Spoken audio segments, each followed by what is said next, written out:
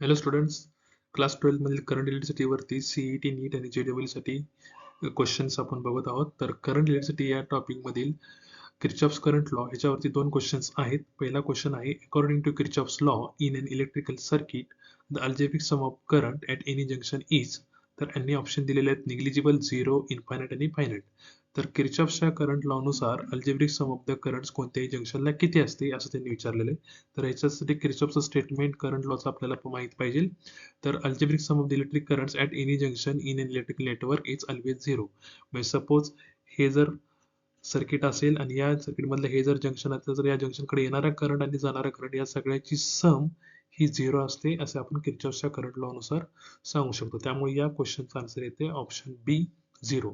Second MCQ आहे, in a given current distribution what is the value of I.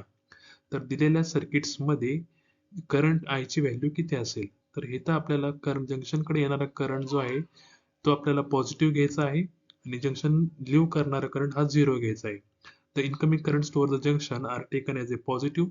So इथं 4 ampere आणि 2 ampere आणि I हे ॲरोच्या indication नुसार जंक्शनकडे येत आहेत.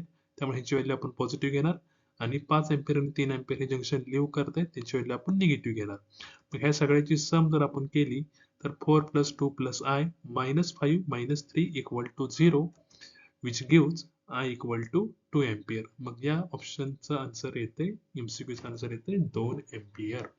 थँक्यू.